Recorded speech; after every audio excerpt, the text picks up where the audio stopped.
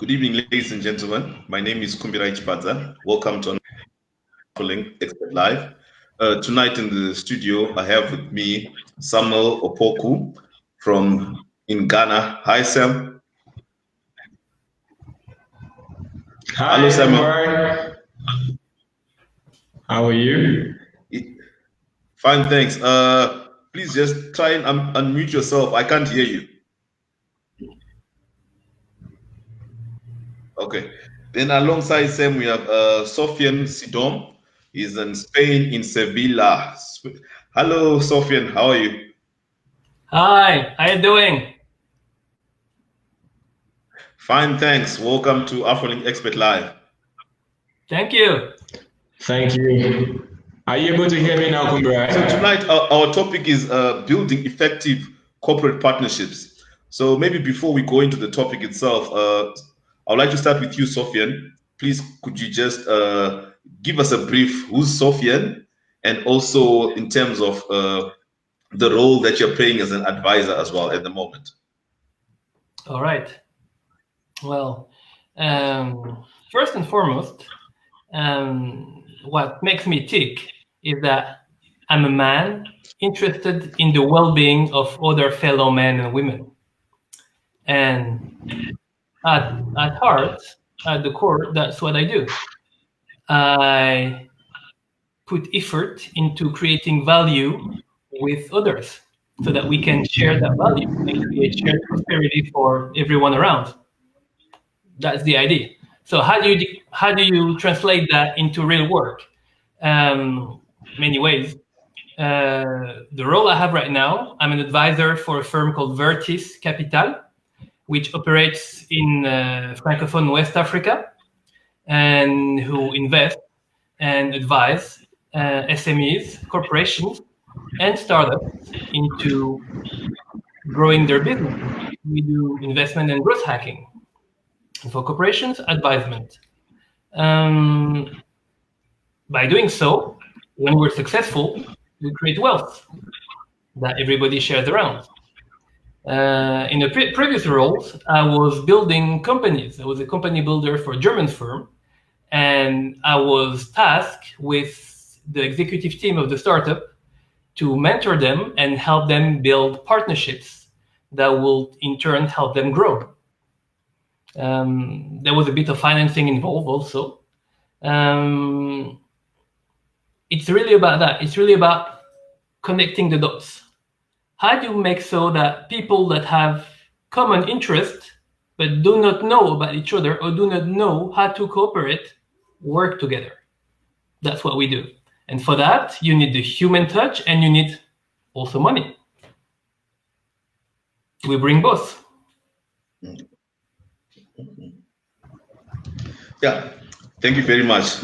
You need a human touch and you also need money. It's a great combination. So thank you. Sam, over to you.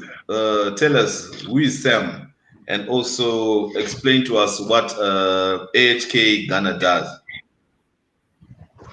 All right, thank you so much, Kumbirai. I hope you can hear me. Nice. All right. So first of all, I would say, So I am a Ghanaian. I would say, and I'm really happy to say I'm a Ghanaian. But in general, I basically am really interested and have a huge love for working with small businesses, working with startups in general in Ghana. I have been doing this not just with the AHK, but as well even personally and in my previous jobs for the past 3 years now.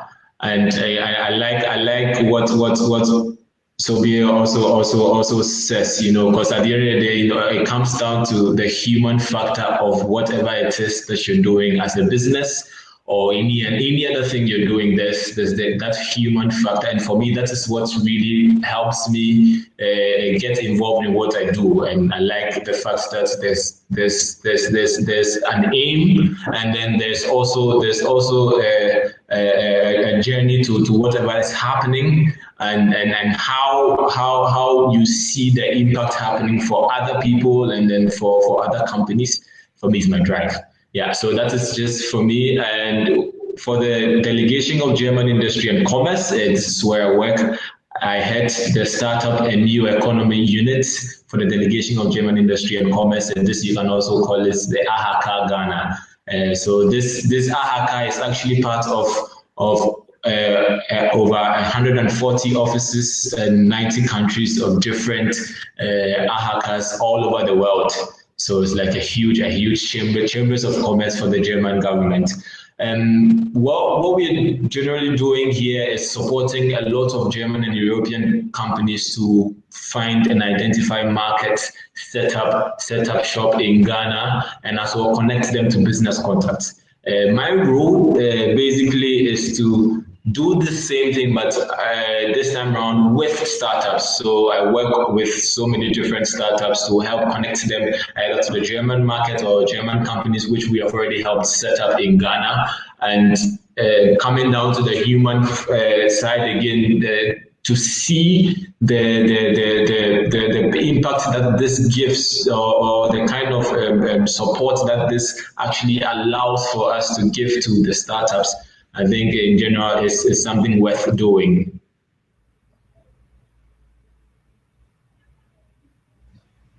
I think Kumra, you are on mute. You have to unmute yourself.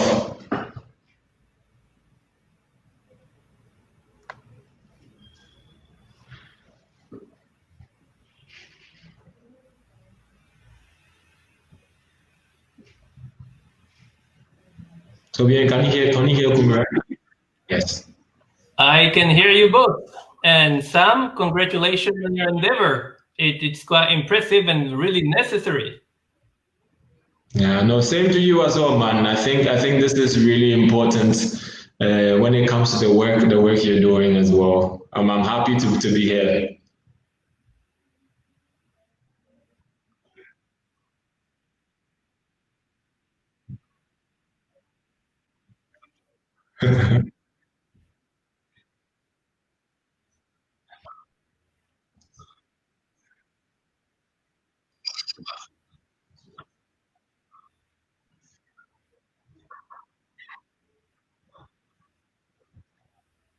Yeah, so mainly for the AHK, because of the nature of the work when it comes to like working with corporate businesses, larger corporates from Germany especially, and as well in Ghana, my role mainly is how do we then connect these corporates to young entrepreneurs that are in Ghana, young entrepreneurs, not just in Ghana, but as well in extension in Francophone West Africa, because what Ahaka Ghana does is not just for Ghana, but actually does it for Francophone West Africa. And there are also other Ahakas, not just in Ghana, but some in Nigeria, Kenya, South Africa. So you see that whole connection. And what my role here is, how do we connect startups? How do we connect young entrepreneurs to these corporates? How do we make sure the knowledge and the technology transfer is done so well that these startups can grow, not just remain startup forever, but can start as startups, but grow and then learn from the grown-ups,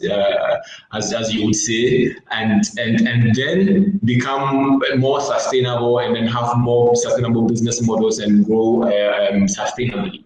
So with specifics, what we do when it comes to the startup and new economy department as the Ahaka Ghana, what we do is we have what we call like master classes for some of our startups. We have over 25 startups on our portfolio now that we are supporting. So master classes, B2B matchmaking for these startups to get to meet businesses. We do also networking events for our startups in Ghana and as well across West Africa.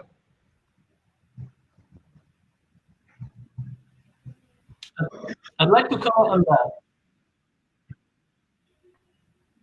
I think so. Sofien had a follow up. Yeah, I was gonna comment on what you just said, Sam. I believe, like you, that training for startup is critical, not only to help them perform better in their own business. You may, but you really have to be an expert, because allegedly it's their business and they know the business better than you. What they don't know, what they don't have, is the cultural code and the know-how to approach and converse with bigger corporations. Exactly. They're clueless about that. Maybe they speak the same language. Maybe they both speak English, but really they don't say the same thing. They don't understand each other. And that's why it takes very long to cement partnership. First, you get to get to an understanding. And for that, you need the common language. And that's why you guys are giving. Yeah. No, I totally agree with you, and like I have actually observed this as well, as you mentioned, because as you said, like when it comes to communication between startups, they both understand themselves, but then when it comes to communication between a startup and a corporate, is a whole different game altogether. And for me, as you said, it's really interesting to see that yes, they are speaking the same language, which is English, but the culture is different. The way the corporate would communicate out is different. The decision making level is different. Like for a startup, if they have an idea today, they'll probably run with it today. But for a corporate, it's a total different ballgame because there are certain levels you need to go to, and as well, like in terms of again, like communication to the corporate and with the corporates, business as I have come to understand it, comes down to trust and credibility. And sometimes you can't just gain trust at the first conversation. Sometimes it takes someone else to actually lead you to that particular contact. And as you said, that is exactly why some of organizations like the Chamber exists, because we have already built that particular trust, we built that intelligence. So if you go with us, it's easy for you to have a conversation with the corporate rather than going alone. Exactly. And I'd like to put an emphasis on two things. The first thing is that it's not cultural thing in the sense that it's not national. The difference in comprehension is not because one is German and the other Ghanaian. It's because one is a startup and one is a corporate guy. The same miscomprehension happens within the same country. French startup, French corporate guy, they do not connect easily. Unless the startup guy, he comes from the corporate background. For 2-3 years, he was an analyst in a big company, and then he decided to shift. But he kept the code and he knows how to address them. If you've never done that, someone has to help you. And that leads to my second point, the Chamber of Commerce. That is cultural. And in many occasions, you need a reliable, trustworthy third party to introduce yourself. When you're a product and you go knock at the door of a corporation, more often than not, you're just not going to get an answer. Not even no thank you, we're not interested. Nothing. You literally get nothing. Yeah, that's true. With the proper introduction, that works better. And in that sense, Chamber of Commerce, because many people say, okay, Chamber of Commerce is an association of corporations, startups. What do they do there? In essence, that's what they do. They build trust. They validate people. They ensure that someone's claim is legitimate. And it's more important in other countries than some. In the US, it helps, but people are very naturally bonding. So you can go see someone without an introduction. He'll sort of fear you. In Japan, never. It doesn't work like that. You need to be introduced. And you'll be happy to know that Japan is one of the best funded country for Africa, and there is now African-Japanese Chamber of Commerce operating. Yeah, that's true. Yeah, I know about that actually. Yeah, that is a really good point. That's a really good point. Yeah, I don't know if Kumrai can hear. Europe thinks about America for funding, or even South Africa, the big neighbors, in China, of course, but we forget about Japan. Yeah. Sofien, I don't know if you can hear Kumrai, because I cannot. I cannot either. I can see him. Hi guys, can you hear me? Yes. No.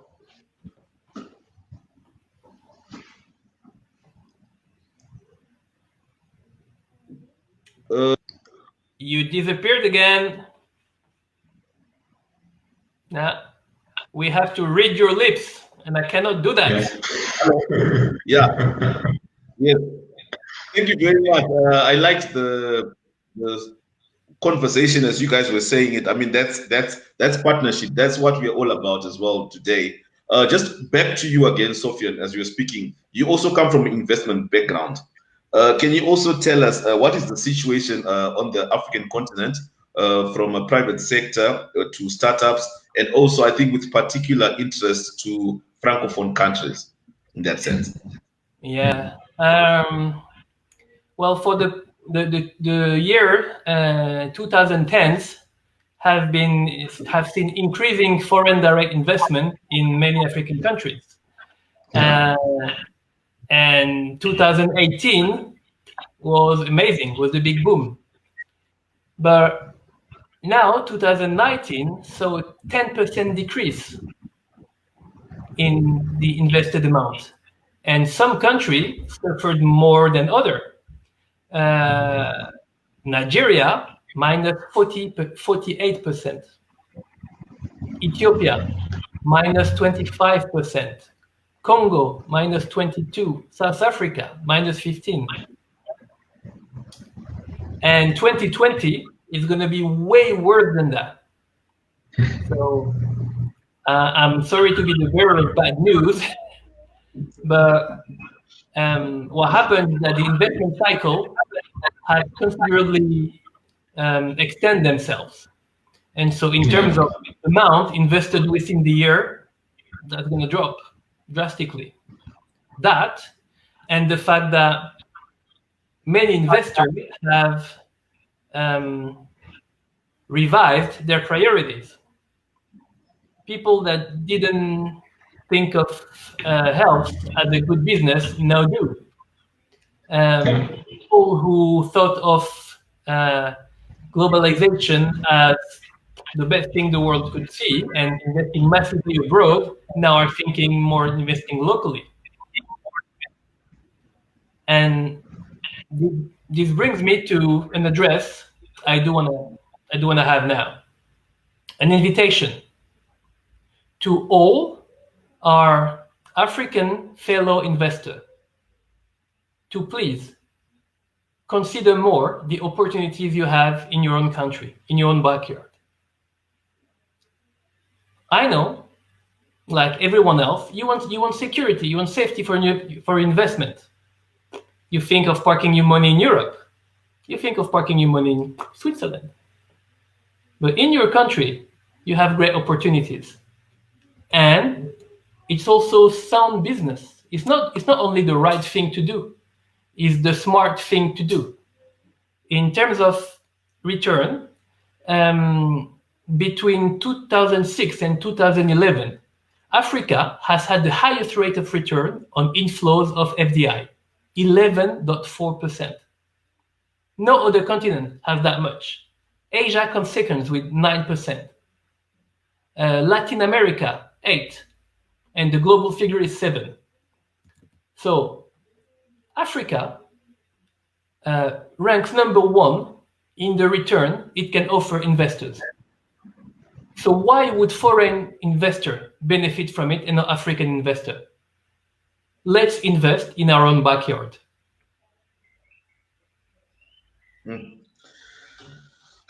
Add a bit to what he said, and I really like share in that sentiment as well, because sometimes it's really funny to actually see that on the African landscape, the amount of funding that actually Africa attracts or gets, almost 50 to like 80% doesn't even come from within Africa.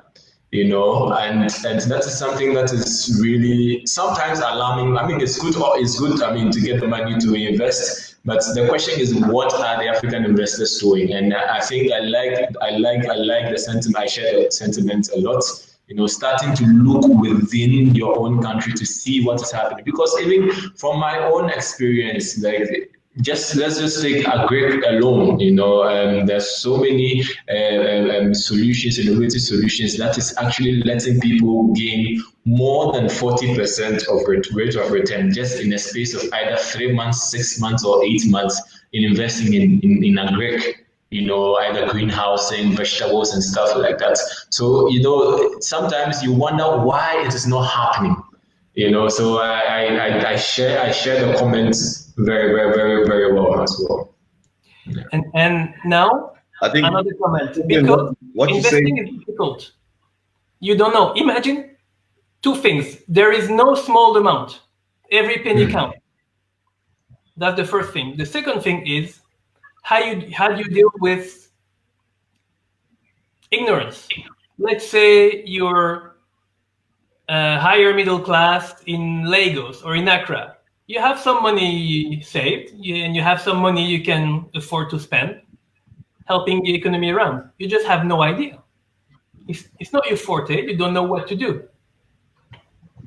You're afraid of being scammed.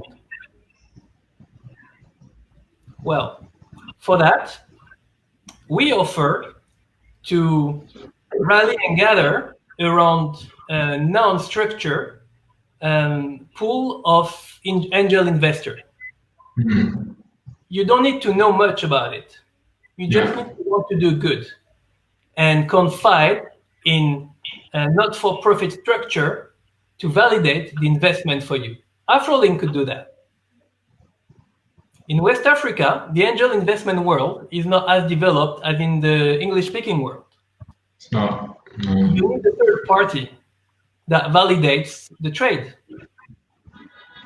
Imagine Afrolynk in Senegal doing that, playing that third-party trust role. With Vertif, this is something we want to develop because we want to associate private individual to corporate investment so that everybody benefits from a good trade. Yeah. You can go on. I think that's a powerful statement. I was saying, that's a powerful statement. I mean, you don't want to go political, but we all talk about our leaders in Africa. They get medication in Europe, in the Middle East and all that. So you can imagine now with the COVID situation, with the lockdown, I think they need to invest more within the health sector, within their own country. So maybe it might actually be a blessing in disguise for African countries as well. So anyway, it's quite a positive topic, but I thank you very much for that. It was a powerful statement, and I really appreciated that. Okay, it's our tradition here that we always give out the shout outs from our viewers, and I just want to start with Loretta Ntuli. I think she's Loretta Ntuli. Thank you, Loretta, for coming onto the show. We have Linda Ndinda. She's watching from Kenya. She says hi from Kenya. Worked with Smart Hectare Innovation in Berlin. She has a question. In a world where innovation is necessary and startups are more prevalent than they used to be, I just wonder, why is it taking so long for corporates to speak the language of startups? I think before you answer that question, guys, I just want to also to say we have Moses from watching from Berlin. Hi, Moses. We have Temodu System. They say thank you for this great session. We have Rosaline Victoria Gorman. Hello. We have Prince Kelly Anyomitse. Hey, I'm watching from Accra, Ghana. And we have Kirsty Quaison. Interesting session, watching from Cameroon. Yeah, so that's a shout out from the viewers who are watching on the show. So yeah, I would want to give this question first to you, Sofien, before I move on to Sam, because Sam, I also want to come in terms from the startup perspective. I also have a question that's directed towards what's happening on the ground with the startup. So maybe, yeah, Sofien, if you could answer the question we have here from Linda. Sure. Hi, Linda, and thanks for your question. Well, we brushed a bit that point. So we said there's a difference in culture. It's two different corporate culture, and one is corporate culture, and the other is just not corporate. It's just startup and go get things done. Now, why isn't there a faster adjustment? The analogy I could share is the one of a super tanker and a speedboat. And if you want a super tanker to change course, it just not happen in the minute. There is so much inertia. There is so much, I would say fear, actually, fear of change, that it just doesn't happen like that. You need strong commitment from above. In corporate culture, that's how it works. And if you don't have that, well, initiative is not always rewarded. So in that environment, people play safe rather than anything else. But in the startup world, you don't play safe. You say, better be sorry than safe. Like, you go, you try. It's two different visions of the world. So, and this is why, to try to mend those fences, we need people like Sam to operate the juncture. Yeah. I just wanted to quickly add before. Yeah. Okay. Before you add, as you add, I want you then to add and also then answer the question to say, and I think it came at the correct time to say. So, what does AHK do for the startups? What role exactly? I mean, that's what Sofien is attributing. But could you then also explain to us what is happening on the ground with what is your role within the ecosystem for the startups? Yeah. And thank you once again for your question. So I'll start as well as you mentioned. So in general, like the AHK, if no one knows, AHK is the Delegation of German Industry of Commerce in Ghana. Yeah, and what we do as our core competence as a business is basically supporting large corporates from Germany and from Europe to set up in Ghana, to as well get business contacts in Ghana and to operate in Ghana if they wish. We do this through so many ways, like business-to-business matchmaking, consultations. We do it through market research, market implementation, and a whole lot of things. Now, the chamber has basically been in this ecosystem for over 10 years. And with that, we've built a lot of experience and insight and intellect in the market. Working with startups, what we do is basically we organize networking sessions between startups and corporates to start initiating these kind of conversations that comes out of discussion. Other things we do as well is we have proper B2B matchmaking between startups and corporates, depending on the sectors, depending on what is happening and stuff like that. And I dare also, I also want to mention that we currently run a project which is called Startup Ghana 2020. This is funded by the German Federal Ministry of Economic Cooperation and Development through GIZ on a project called the Make IT in Africa project. And this is being piloted in Ghana, Nigeria, and Kenya as of now. And the aim of this particular project is, one, to provide access to investments to startups in these areas I mentioned, to also build the startup ecosystem in these areas and to connect startups to market, so access to market. And that is where we come in as a chamber. Now, so the chamber is here to facilitate that conversation that has taken so long to happen. And just adding now coming to add to what Sofien said. Like, the truth is, Linda, again, like the conversation, and I'll use your same example, like definitely the tractor turning and stuff like that is also the fear of making mistakes, you know. And I like that you touch on fear. Like in a corporate, the margin for error is like this, yeah, but in a startup, the margin for error is big, you know, because it is more or less, it's a new market. a lot can be done, a lot can go wrong. It's basically a risk. But for a corporate that has built upon so many structures and so many surety, like if a corporate is about to do something, it has to do with, and taking decisions means that they are above 80% sure before they take the decision. So this is how the culture works in the corporate environment. You know, you have to be sure to a certain level before you do it. But in the startup environment, it is a new market. It is new. I don't know what is going to happen. Let me do it.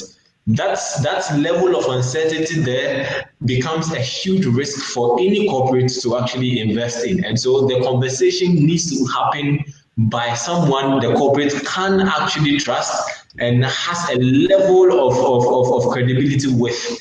And when that happens, then it's easy for the conversation to happen. And sometimes it's not about just the language, you know, and it's just about, I know these people. I know when I come to them, they deliver this amount of work for me, and it is at a certain level. I know them. So just knowing them alone provides that level of credibility. And then if the same person now suggests you to a corporate, because the corporate knows the chamber, it is easy for them to say, I know the chamber, and I know the chamber will bring me something that actually works.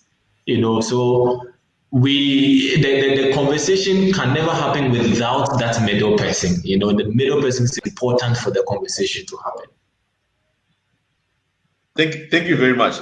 And now, because I like the middle person concept, but over to you, Sofien.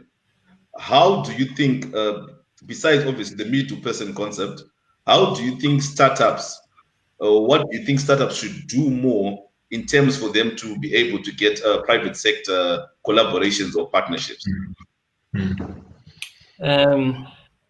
First and foremost, never give up. Because it is a tiresome effort and yet necessary. There are different categories of partnership you can be looking for when you're a startup. It could be in terms of distribution, it can be in terms of R&D, it can be in terms of business development. It can be outsourcing part of your internal activities like accounting, all the support functions that you don't know how or don't want to deal with. Also, can be partnerships. How do you hire people? Hiring people in a growing startup is the most important decision an executive will make. It's the most important decision. How do you do that? You've never done that before. You need help? Well, all those traits are partnerships you want to be looking for. So before going to see a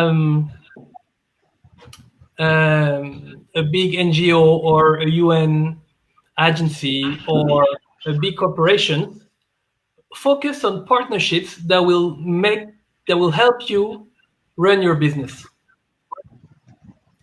If there are areas where you're not good, it's all right. Nobody's good at everything. Look for the good ones and partner with them. I'll give you an example. I've had the pleasure to work with an Ivorian company, young startup, doing amazingly well, called Legafrique.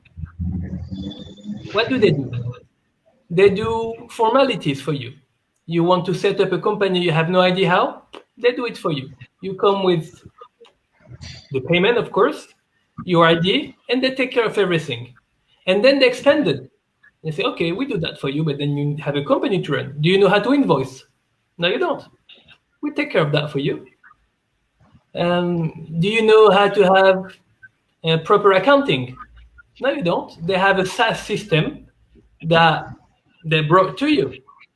And so you can have all those services that would be a tremendous pain otherwise plug in directly. You just have to trust that they will do a good job. And that you know they do because you have validated them with other customers, with other people that work with them, me, and you go and you do that, and that makes you gain a lot of time so that you can focus on the core of your business. If it's agro, is how do you transport? How do you grow? How do you get better yield?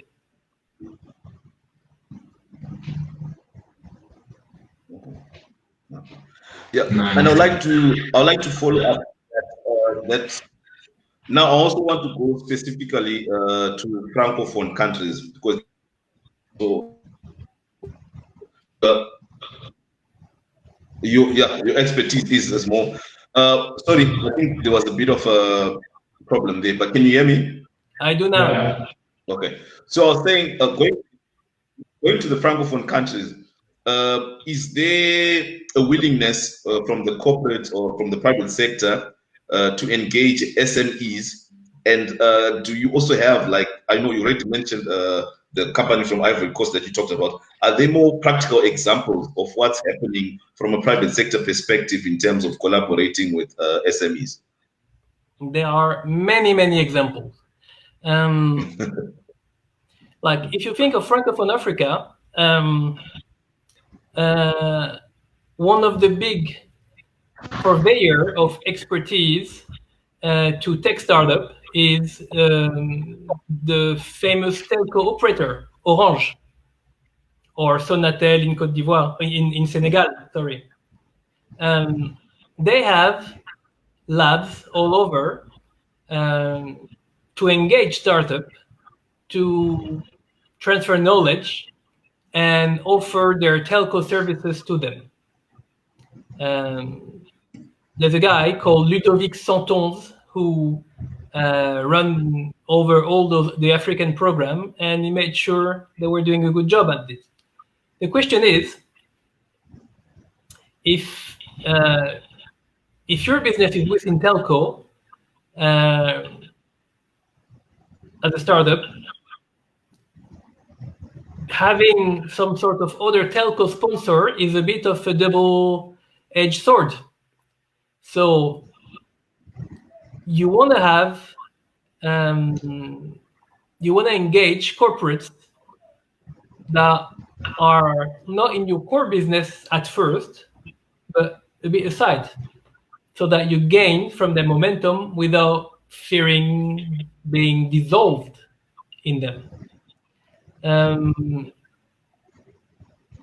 There's another example that's an interesting one. Think of mototaxi. Well, mototaxi, you need drivers and you need motorcycle. So there's this Japanese manufacturer who partnered with a company in Mali and said, you know what? I'm going to provide you with the motorcycle. And you pay it back over time with a percentage on the rides. That's a smart model. They're taking a risk.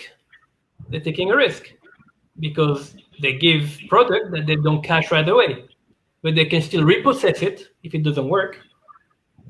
And if it works, it's great marketing for them.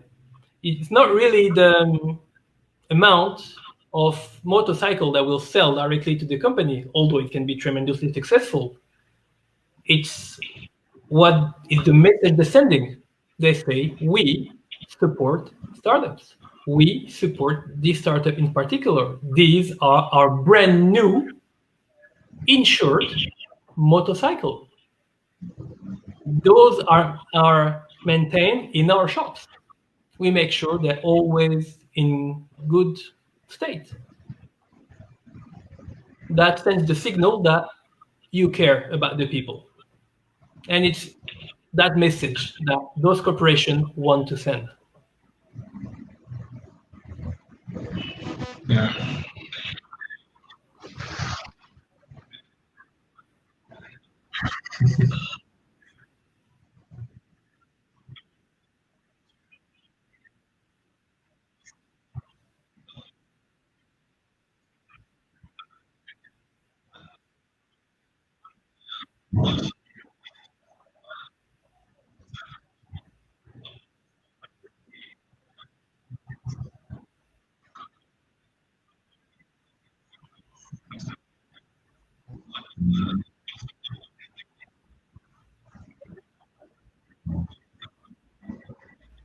Yeah, yeah, again. So you are talking about the Startup Germany tour, which is mainly organized together with the local chambers in Germany. You can call them the IHKs, and together with the AHKs all over the world as well. And to be honest, this tour started in 2017, has been happening since then, and I have sent more than 5 startups from Ghana. In general, in Africa, we have sent on a yearly basis like up to 11 startups from Africa to Germany to meet other startups in Germany, and then you tour around Germany to visit a few conferences, meet potential partners, potential businesses that are already interested in Africa and interested in business models coming from Africa as well. A good example of one we went to was one we visited the Bits and Pretzels.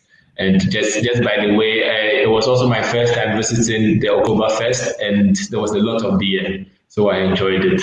Yeah, yeah,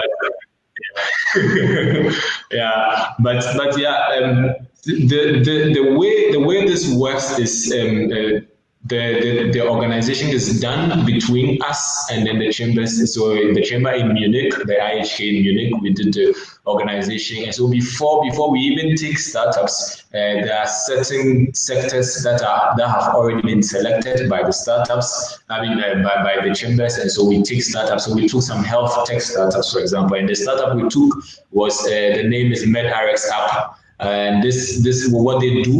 What they do basically is to aggregate all pharmacies in Ghana on one platform. And the problem they are trying to solve is in Ghana, generally, when you go to the hospital and then you get a medication, sometimes you need to go from about 5 or 10 hospitals, or 10 pharmacies before you get the drug you need. By the time you get them, you are probably either tired or probably, the sickness is now severe. You understand? So what they are trying to do is solve that gap. Where you go on the platform after you've gotten your medication, you go on the platform, and all you need to do is see which pharmacy has the medication you want and at what place and at what price. As easy as that, and then you get them, you call them, and then you get your medication, solves the problem for you.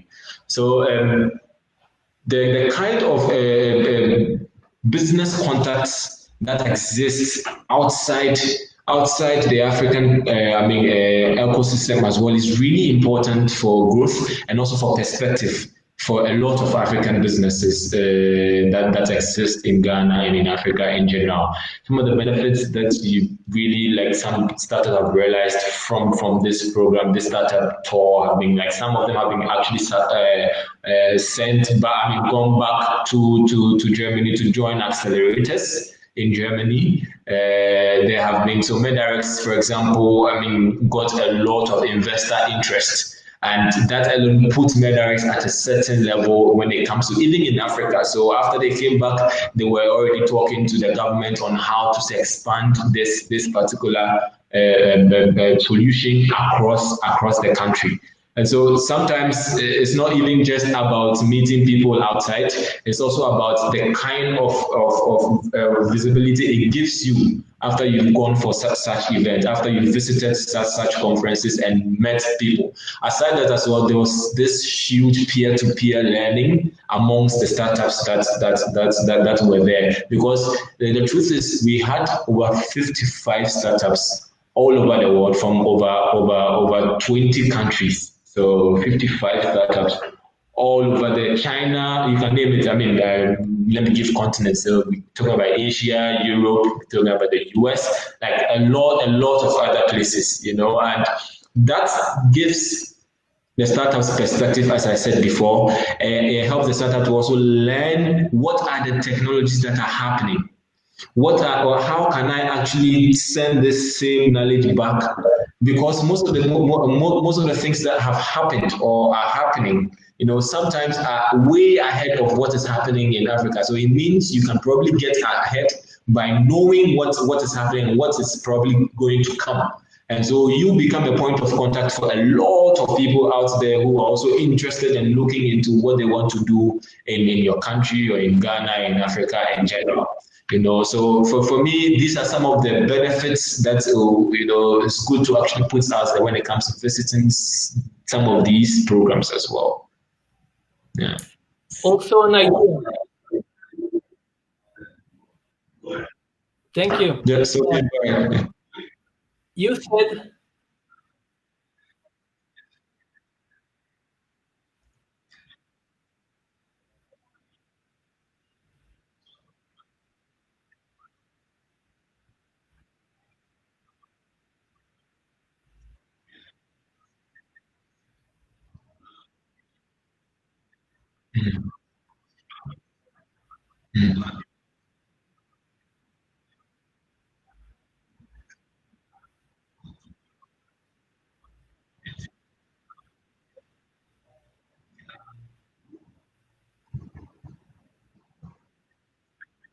yeah, yeah, yeah,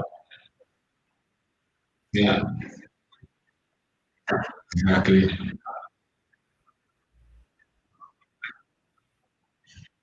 Yeah.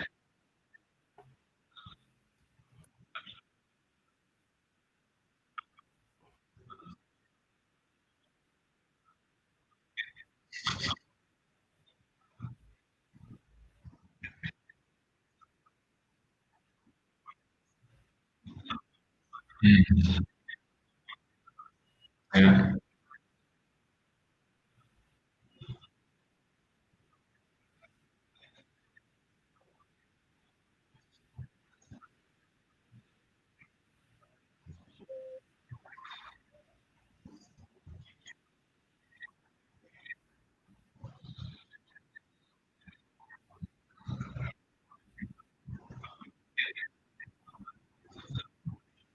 Mm, okay. This will be my third point then, because this will be the longest. Two comments before that on what Sam just said about the benefits startuppers, because you mentioned organizing trips, for corporation or investor coming to Ghana and showing them around.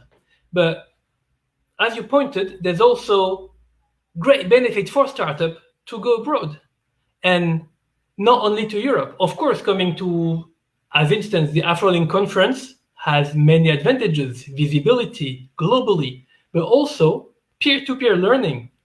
You'll learn more from other startups, other entrepreneurs like you from other countries than you do with corporations. And this is why an idea, road trips or trips, but from African country to African country for startupper, like residency, to see you're from Côte d'Ivoire. All right, go spend a couple of weeks in Ghana, explore, develop, go to an incubator, go see Sam. He'll take you under his wing and he'll show you around. And that will give you ideas for your own country when you come back. Then go to Mali, then go somewhere else. Because the real richness, the energy, the ideas, they are there. They're locally. You're not going to import method and ideas from Europe to Africa. You may some, but local problem, local solutions. That's what you want. And so that is one of the way that you can start to unite the scene, by allowing entrepreneurs to travel under a broader program. That could be an idea for Afrolynk, for instance, to do that. Yeah. Then we talk a lot about difference in culture between Francophone and Anglophone Africa. And it exists, there are. but less so for entrepreneurs. An entrepreneur is the same anywhere in the world. He's hungry. He's single-minded. He's stubborn. He wakes up with his business in head and goes to bed very late with his business in head. That's what they do. And this is why, no matter where you come from, real entrepreneurs, they understand each other. They know what they face, no matter the country. So then there are differences in administration, how you set up companies, how you incorporate them, taxes, blah, blah. There are many, many differences. But entrepreneurs, they will understand each other. And for those admin differences, they are enablers, facilitators for that. When we are in charge of investment, the laws are not the same in every country. Sometimes the money comes from one country from another. There are many different rules of engagement. We take care of it. It's okay. There are lawyers for that. There are banks for that. It's all known. Some trustworthy people know it. It will be taken care of. We make sure of that. The rest, the most important, how you deal with your business, it's on you. Yeah, Kumbara, just two points in addition to the first one is I actually met one entrepreneur from all the way from Liberia, and he was actually part of an incubator in Ghana. And there was something really interesting about him, because so in general he moved all the way from Liberia just to come to Ghana to learn what is happening. And this is to add into your point, Sofien, and in Liberia, as of this was last year, and you could see that what he was learning here is something that hasn't started yet there. And he was now going to take this, so it was an e-commerce idea that he had. And according to him, there was nothing like that happening in Liberia as of the time. So he was now going to just go and implement that. And so imagine him being the first person to bring this to Liberia. Like that takes the startup from just being similar in amongst a lot of e-commerce startups in Ghana to the first one doing it in Liberia.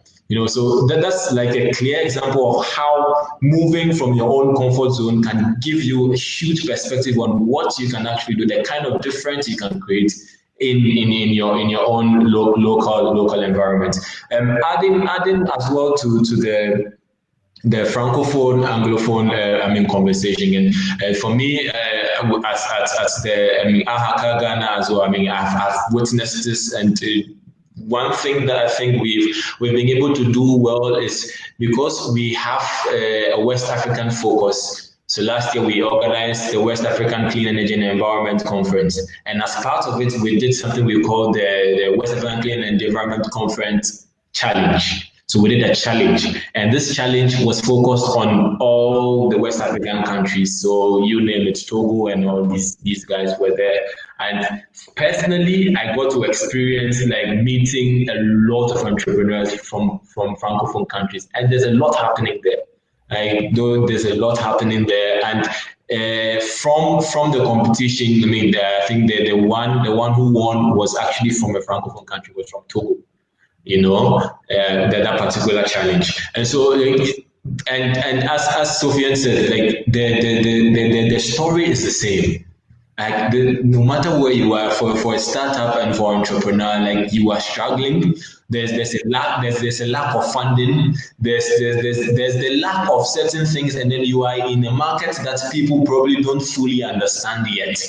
So that's the beauty of it. And so at the end of the day, even if it is French, you are speaking English, you are speaking, once you get to a place, you are actually literally speaking the same language, even if it's not literally, So I definitely agree on encouraging these kind of conversation, encouraging these kind of mix ups, so that it helps people to understand different perspective and as well know what is happening with other people as well.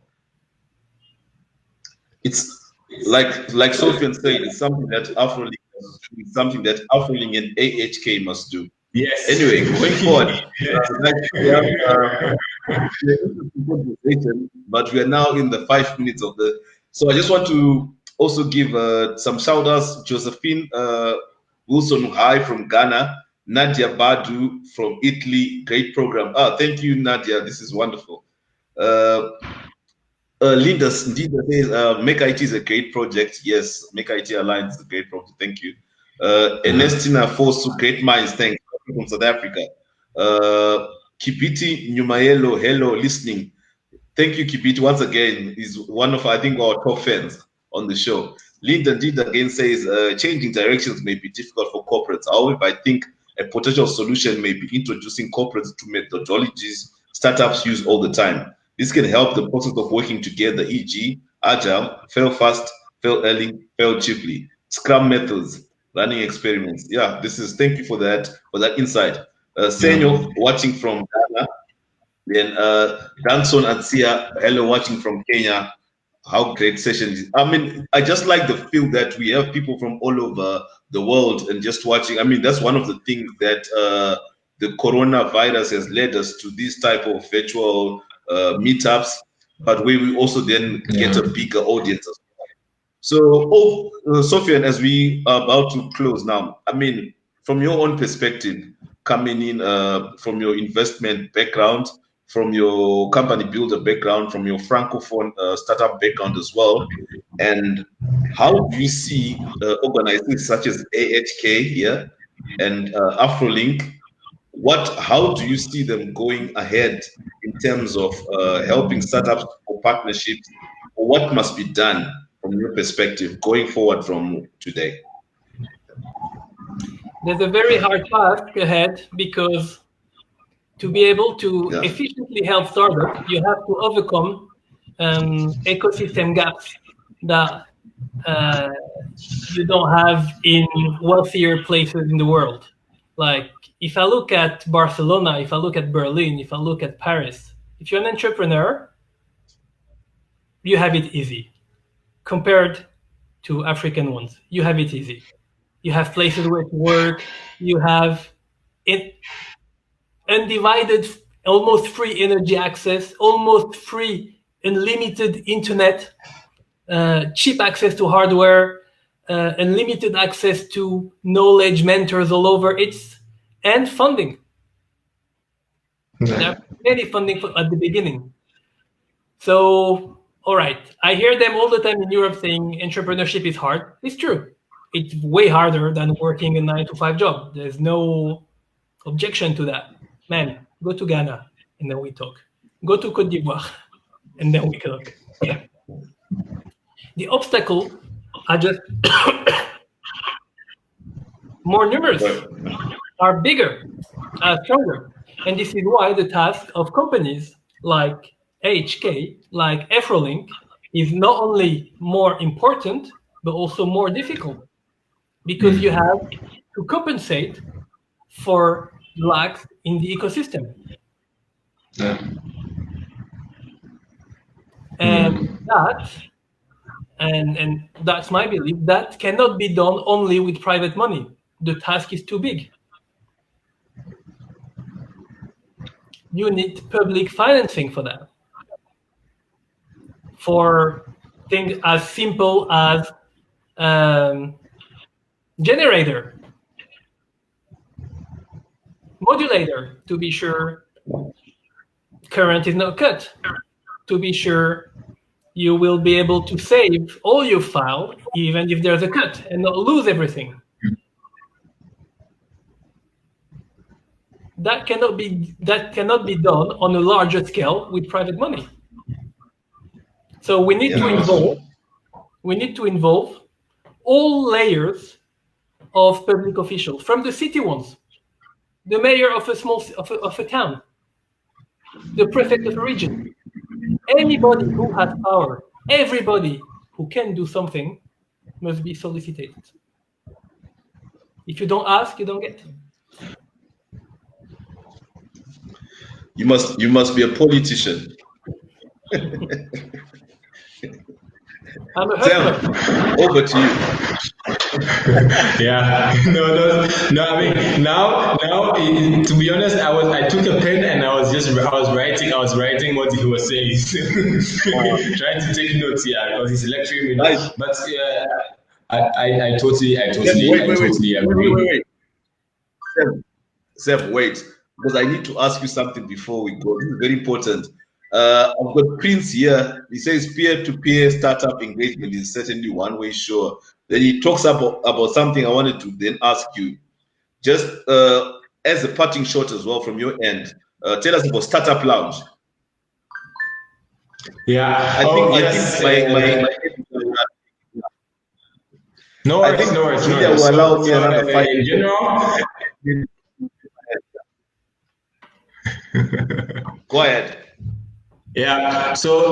Yeah, Startup Lounge is really born out of a few of conversations like this as well, and it's interesting. And we even had Kumbarai listen in to one of our conversations. So the whole idea of Startup Lounge is to provide visibility for Ghanaian and African startups, or in general, and because one thing we've realized as well is, like, if I should ask right now, like, what are some of the startups or even what are the startups countries in Africa that people know? I think in general you probably start mentioning things like the countries you'll probably be mentioning will be Kenya, Egypt, South Africa.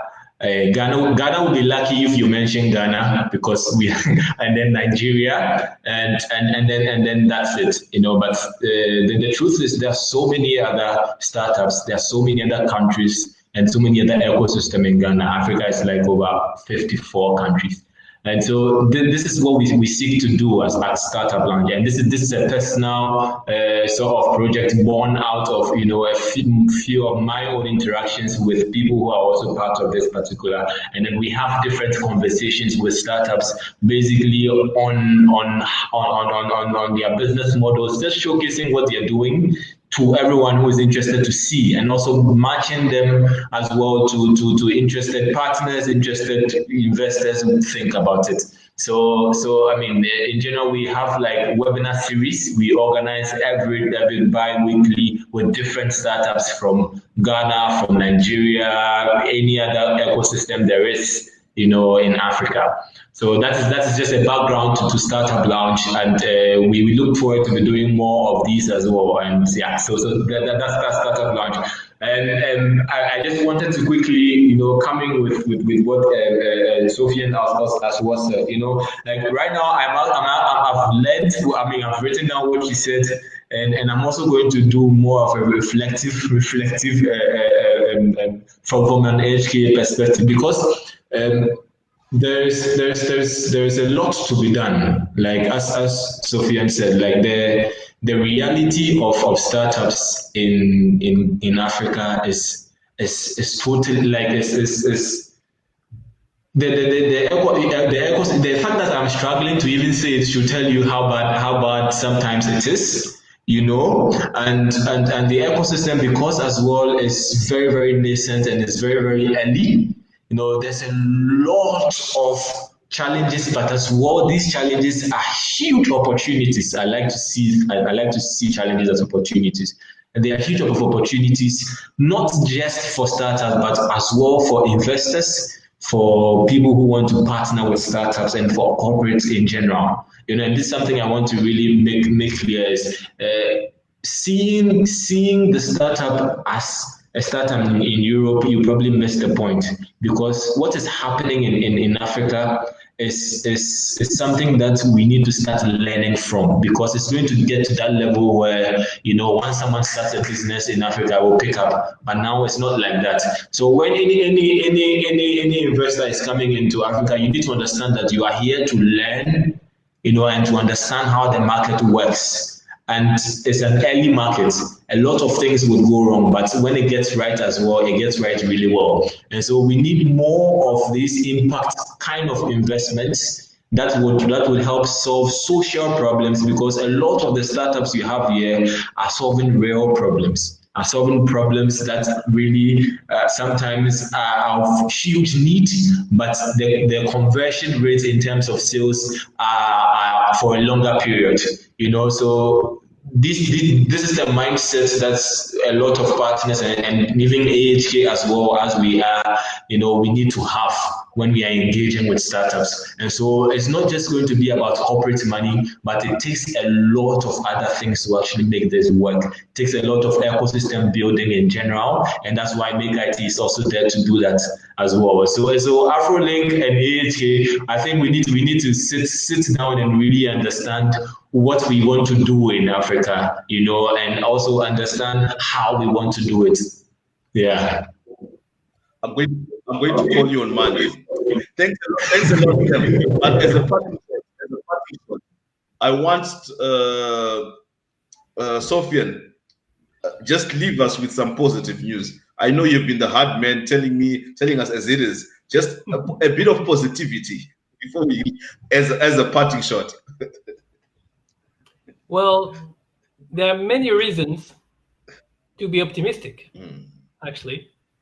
If you look at it from a historical perspective, and I know it doesn't seem like that from where we stand, but Africa has never been so rich. There has never been, pre-COVID, because this is complicated, but pre-COVID, there has never been as many people living under the poverty line than last year. All the indicators in terms of health, in terms of life expectancy, in terms of level of education are up. And they're up pretty fast.